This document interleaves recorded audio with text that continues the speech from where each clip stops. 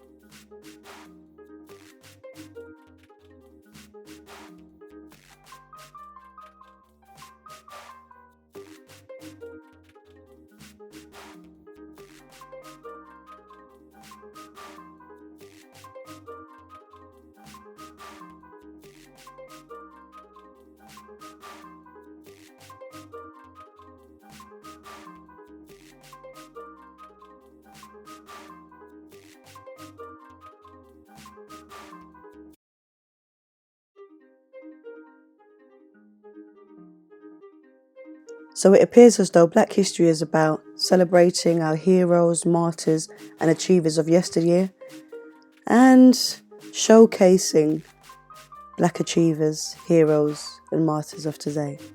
Showcasing and not celebrating, that's the problem.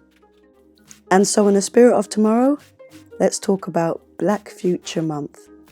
And yes, thanks to Skinny Man for coming up with that name. I don't actually want to change the name of the month, more the attitude.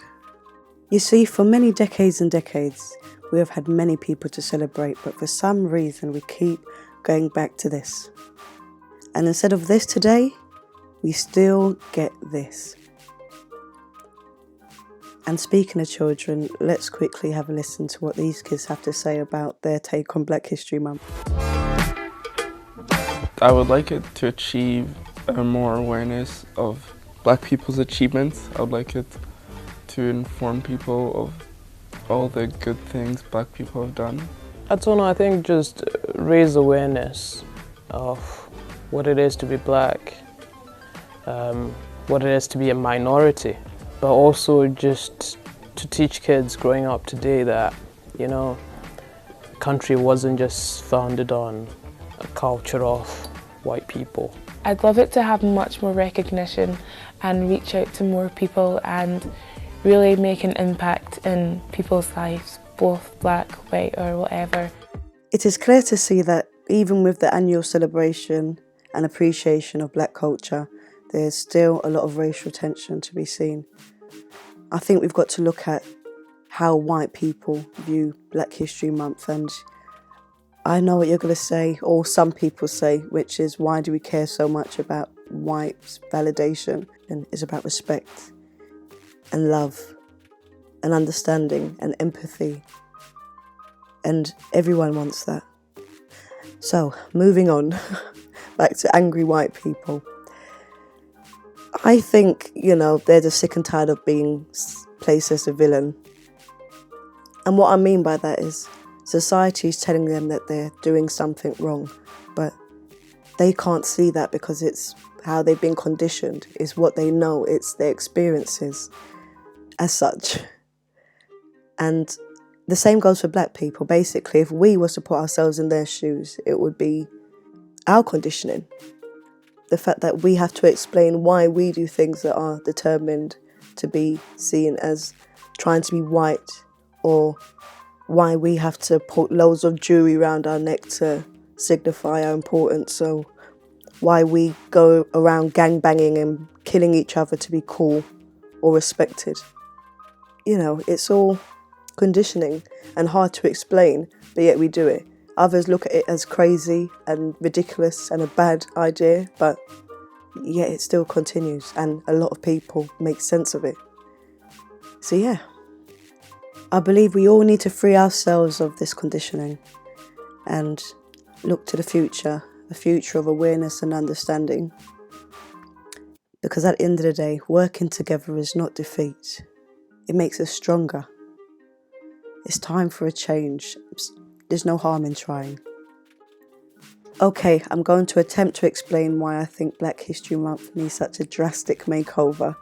And I'm going to show this clip. It's an example of how race is so deep-rooted in our society that the way Black History Month stands, it's just not enough.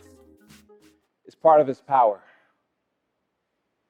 When you're discriminated against, you can't always prove you're being discriminated against. Racism has the power to hide. And when it hides, it's kept safe because it blends in. And speaking of blending in, I've heard this crazy rumour that they're going to change Black History Month to Diversity Month. Standing out is what makes us important. I don't see how us all blending into one mesh of diversity, celebrating everyone's culture helps. No, bad idea. And to be honest, I can see how it's led to this. Again, going back to white people feeling a bit shitty, excuse my term. It's sad. So that's led to Diversity Month, I think, personally. And also, it's the control that has been placed in others' hands to create, produce, come up with, encourage, admire Black culture and Black History Month. I think people such as these folk should have no real say. They can put a stamp on it, I guess. They do run the country, but we should be controlling what happens and when, and what shouldn't happen, and the name of the month, for Christ's sake. We should be working together, and that's my point. Not just Black people, but everyone. So we don't necessarily need to have someone else decide the name for us. Now let's hear another person's suggestion on what they think Black history should be and mean. For me, this month is about counteracting, or should be about counteracting, those injustices, those cultural aggressions. It should be about recognizing, not as much as I love and respect Martin Luther King and Malcolm X, that isn't what Black History Month is about. Black History Month is about recognizing the contributions to science, technology, civilization and human development of Africans and people of African origin. My first issue with the way Black history stands is how it's taught in schools. Because as you know, children are the future. It's the same themes of slavery, Rosa Parks and Bob Marley, and I'm sick of it. And speaking of reoccurring people that we admire and look up to, should we really have leaders? Black leaders in particular? Starting off with Martin Luther King, a gentle, beautiful human being who preached about unity and working through peace. He was killed, and the movement died with him. Now, let's look at Malcolm X, an intelligent, amazing human being who gave his life to God and changed the perspective on things forever. He was also killed. Movement died with him. JFK. He didn't believe in a lot of things that have been running through the bloodlines of presidency and turned everything on its head, but again, he was killed and the movement died with him. Now let's look at Marcus Garvey. Someone to do something pretty out there. A man from Jamaica at a time when Black people were not respected. He demanded respect, commanded respect. He got a ship together and said, "Get on, Black people, let's go back to where we came from and start afresh. We don't need this." And again, when he went, the movement died with him, or before. But you get my point. Now let's look at Tupac. Young guy, taken too soon, beautiful music, one of my favourite artists of all time. But again, when he went, do I need to repeat myself? Now, when Barack Obama came along, everyone got hella excited. You know, first black president, you know, he's going to do great things for us and for everyone, and he's going to change the world forever. And within the blink of an eye, here comes Trump. The complete opposite. Changed all our motivations, all our outlooks, our plans. And that's my point. We cannot rely on the individual. We have to rely on the movement. Because once the individual's gone, the movement goes with it. Let whatever that person has done for black culture grow and become a life of its own. And on the flip side, that even works for people that we cancel out totally. Every great thing they've ever done because of the bad things they've done. So, to explain further, let's look at Kanye West.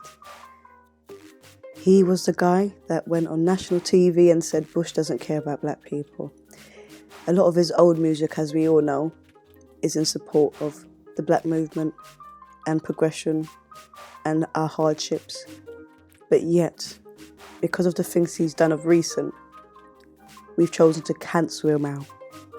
The same with Little Kim. She's done heaps and loads of things for black women in terms of hip hop, collaborating with fashion houses, and a lot more. But yet, she will always be remembered. And don't get me wrong, I'm not saying the bad things that these people are remembered for, I don't agree with. It's just we place too much focus on it and forget about the great they've done. And as I said, the great they've done should have a life of its own. We should separate it from the individual. Moving on, R. Kelly. He makes amazing music, and music is deeper than just sound waves. It connects with our soul. It's a part of life, and he's given us happy moments, joyous moments. We've carried him along throughout a lot of our lives. And if we look at Naomi Campbell, she's done so much for black women in the fashion industry. One of the first supermodels, achieved so much, but one of the things she's remembered for is being violent, and again, everything else goes out the window. So if we look at Michael Jackson, he brought the whole world together under one umbrella of black music, and again, I'm not even going to talk about the kid's situation, more so his changing complexion and facial features and acting a bit crazy apparently. That whitewashed, no pun intended, everything he'd done previously. And we're going to finish up with Bill Cosby. Very appropriate, very relevant. I wasn't really connected with him myself. I think that was more American people, but I can see how such a heroic fatherly figure getting brought down to nothing, to being a rapist. Subconsciously, you just want to block out everything. His show's being cancelled is a reflection of us cancelling out all the great things he's done in our minds. It's such a shame, honestly. Another thing that really bugs me is this separation of black celebration, in regards to awards. There'll be an award ceremony for here, and then an award ceremony for Black British Achievement, and then there's the BT Awards and, NAACP Awards, and all over the place. If you do a great thing for black people, you'll get an award, but it'll be in one location. I just find the whole thing really restricting, but I'm not saying to stop these fashion awards, each one to their own. We need a central system of celebration and admiration and recognition for people that do great things for black culture. That's all I'm saying. Here's some of the people that I'll be recognising at my imaginary award ceremony. And again, only some. I can't fit them all in one video. To kick things off, I thought I'd start with a young man named Akala. He's an activist and speaker, and he spreads his message with such eloquence, and he can go up against the most political figures when it comes to articulating racial tension, issues and history. Go check him out. And then there's this genius of a young lady in Nigeria who somehow managed to make a generator using just urine. I can't seem to find a name, which speaks volumes about the situation here. Recognition is an issue. She should have been blasted and broadcasted around the world for this. And here we have Akon, who amazingly provided God knows how many countries in Africa with electricity off his own back. And he was stopped by, oh God, this might be a rumour, I'm not sure, the Chinese government? Yeah, so again, he deserves a big pat on the back. Meet Khadija, a talented artist that captured original moments of her mother's traditions, and she was taken too soon by the Grenfell Tower, and I just feel recognition is needed here. For people like this, for people that are still alive, rest in peace. Someone else that will be truly missed is Dr. Sebi. He spoke about healthy eating, but not just healthy eating. I'm talking curing cancer, AIDS, the lot.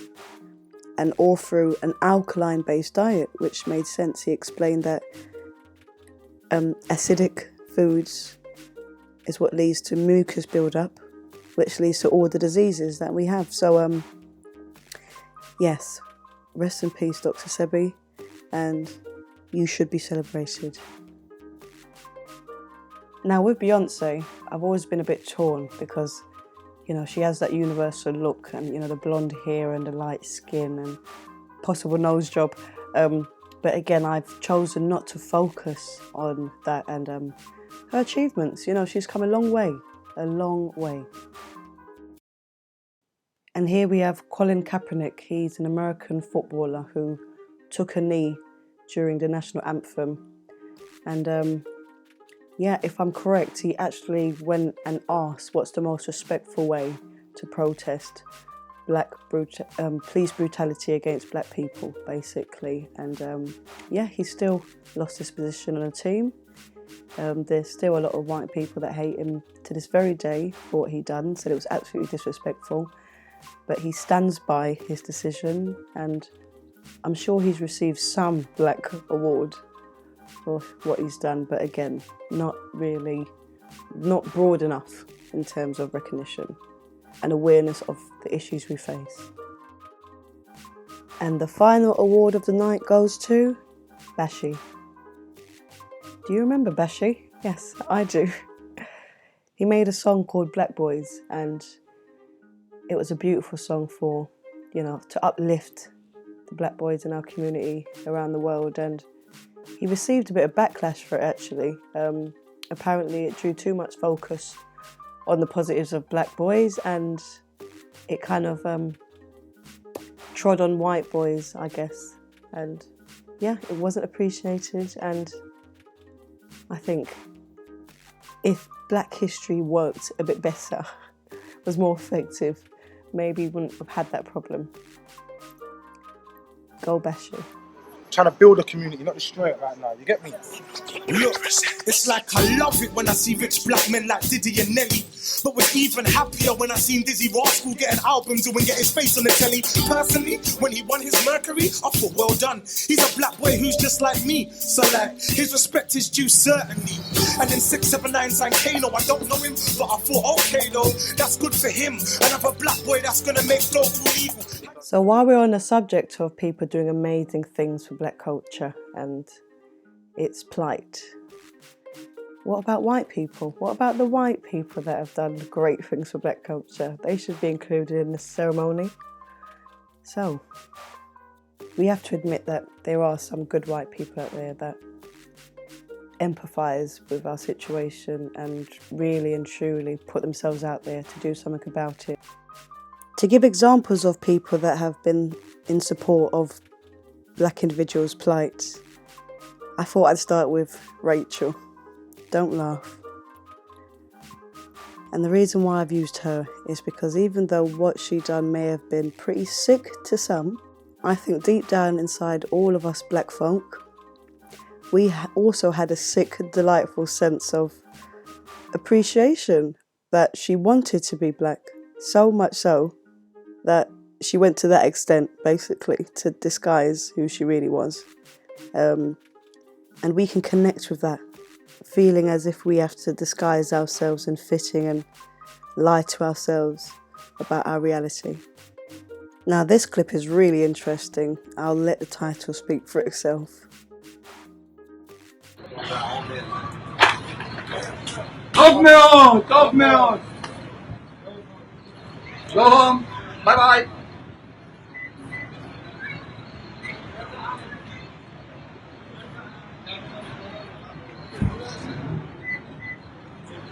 Good, good job.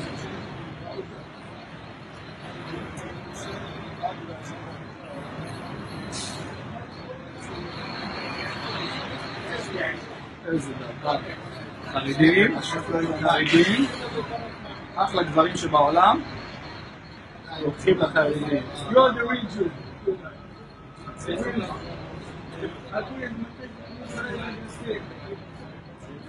This man, Jacob Crawford, has found a really inventful way to combat police brutality against black people in America. Check this out. Today, David is running a session for new cop watchers with the founder of Oakland's Cop Watch, Jacob Crawford. So we're going to be going through this in entirety today because some of you are actually going to be training and doing Cop Watch College over the next year. So yeah, we're going to go from the beginning. We're part of a group, an idea, a movement called Cop Watch. Cop Watch is the direct, non-violent observation of the police. We're not there to catch video of police hurting people. We really are out there to stop it from happening. Jacob, he came out to Ferguson, he didn't know me. You know, that's how the whole thing started. For my final clip, I introduced to you a lady named Janeelliot. She has been an advocate against black discrimination for decades, and I believe she's deserved more recognition than the Oprah show. Have a look. I loved teaching. I started the blue-eyed, brown-eyed exercise because Martin Luther King Jr. had been one of our heroes of the month in February in my third grade classroom, and he was dead at the hands of an assassin. I hate to talk about this because every time I talk about it, I remember how it felt that day. I was going to have to go into my classroom and explain to my students why the adults in this country had allowed somebody to kill hope, because Martin Luther King, for me, was hope for this country.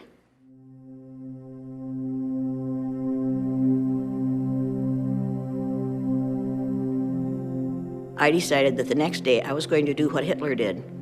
I was going to pick out a group of people on the basis of a physical characteristic over which they had no control, separate them according to the color of their eyes, treat one group badly and treat the other group very well, and see what would happen. Just consider letting go of Black History Month and purely using it as a tool to navigate and interpret the issues we face today. I am not in no way, shape or form asking for us to totally dismiss our history. I think we should maybe look at exploring areas that haven't been looked at, like ancient Kemet and Samaria and Nubia and Timbuktu, because it seems like these are conversations that are only had amongst the black conscious community and not beyond. Looking back, my predecessors had hope, and a lot of it. And to think all this time I thought that they were just seeking white validation and they were weak, when no, they were really strong. So strong, in fact, that nothing could get in their way of whatever they dreamed of, whatever they imagined, whoever they wanted to be, and how they viewed the world and how the world should be. And they looked at white people like, you don't have to be like that. You don't have to hate me. You don't have to be a horrible person. So in closing, I believe that inclusivity and awareness is what's needed for all. And that's how Black History Month will be better. You know, if we include what white people have done, what they've contributed towards the black cause, and include them too. It's worth thinking about. And the best person to shut this show down is Erykah Badu, and she puts it in a more poetic way. It says, my love, what did I do to make you fall so far from me? And now I can't recall the cause of the fall, selective memory. Then you built a wall, a 20-foot wall, so I couldn't see. But if I get off my knees, I might recall I'm 20 feet tall. Thanks for watching Just Be. Please subscribe, like if you like, click the bell for more videos, and please comment, because what you have to say is so important with what I'm trying to do here, and you will inspire my future videos, trust me. And follow me on Facebook, Instagram, Twitter and Gmail, and let's keep this conversation flowing. Peace.